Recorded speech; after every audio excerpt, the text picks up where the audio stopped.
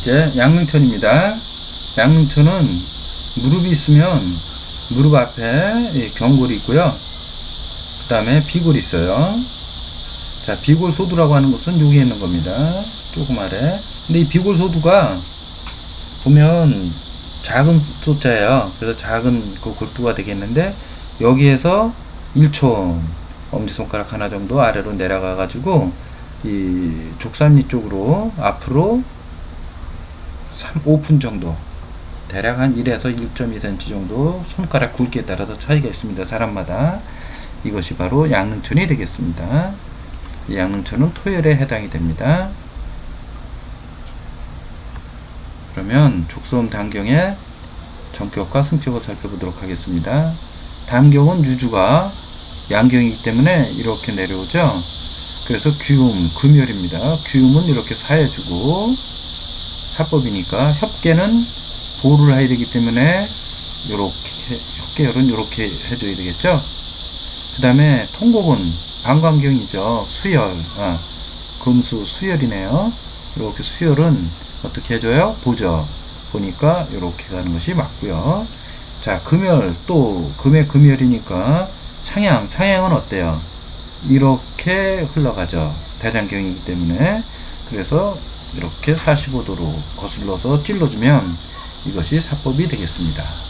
자, 그 다음 승격을 살펴봅니다. 양보를 사하고, 자, 양보열이 이렇게 해서 네 번째 발가락으로 이제 내려오는데, 양보, 여기서 이렇게 내려오니까 사하는 것은 이렇게 해줘야 되죠. 이렇게 비스듬하게 45도 각도로 찔러주고, 규음은 금열이죠. 자, 금열은 어떻게 해요? 바로 이렇게 찔러주면 되겠습니다. 금극목 이렇게 해서 찔러서 단경에 그 기가 너무 항진된 것을 사해주는 겁니다. 자, 그리고 상향은 보하고, 이렇게 가니까 대장경, 보법 이렇게 들어가는 게 맞죠. 그 다음에 양곡도 양경이기 때문에 이렇게 가죠. 자, 이렇게 가니까 이렇게 찔러주는 게 맞죠. 비스듬하게.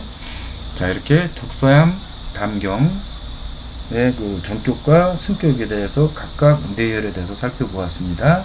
각각의 혈을 암기하시고 치열법 잘 살피시고 자침법도 연습을 해서 숙달이 되게끔 해주시기 바랍니다.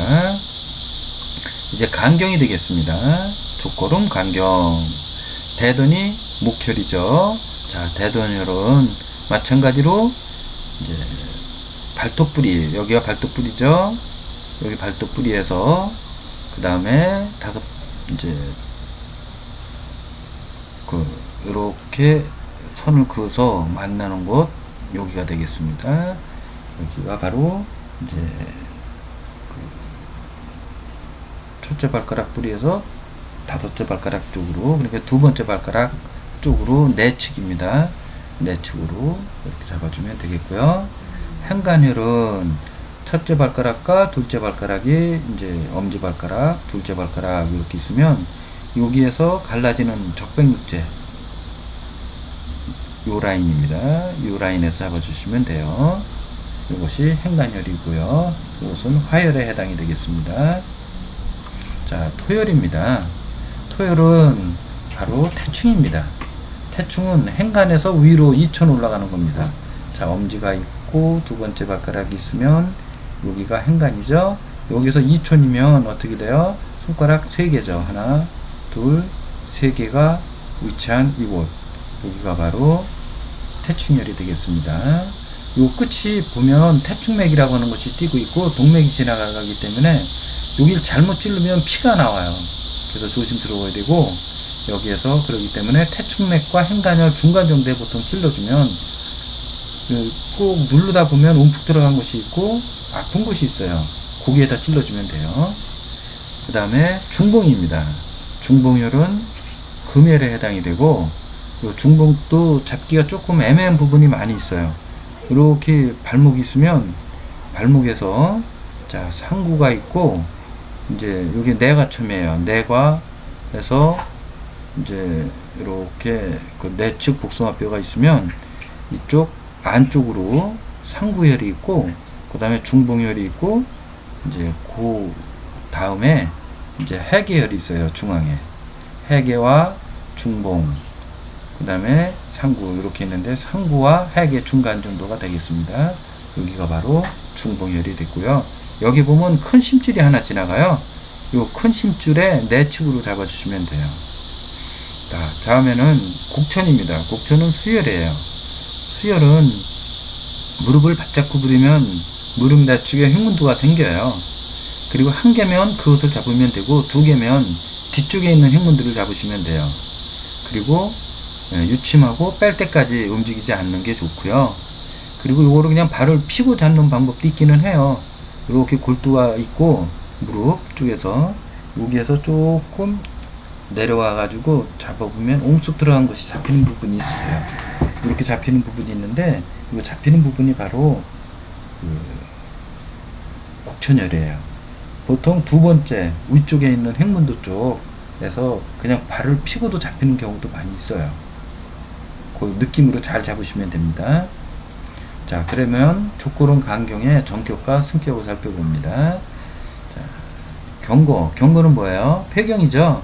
폐경은 유주가 어때요? 이렇게 흐르죠. 그래서 경거는 산은 이렇게 45도 비스듬하게 찔러주면 되고요.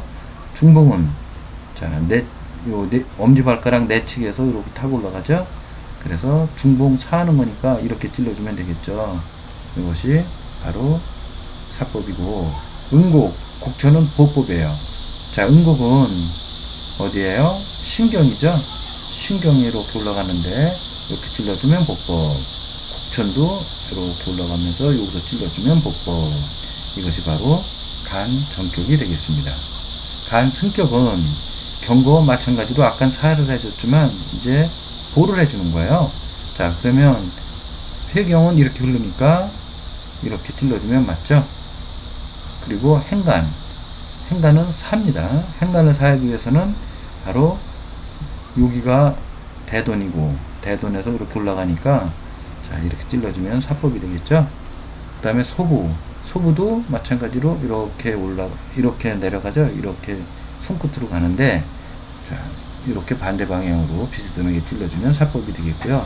중봉 요 내측에서 이렇게 올라가죠?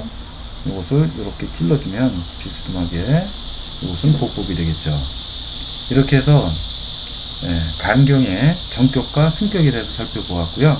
이 간경의 정격과 승격 각각의 혈자리에 대한 4자리씩 혈자리를 암기하시고 치열법 암기하시고, 그리고 자침 실기 연습을 하시기 바라겠습니다. 자, 이렇게 해서 12경락의 오행열, 육시별에 대해서 알아보았고, 유주방향 알아보았고요. 그리고 자침 실기로 정격과 승격에 대한 공부를 했습니다.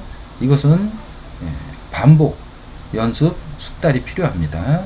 본인에다가 직접 하셔도 되고요.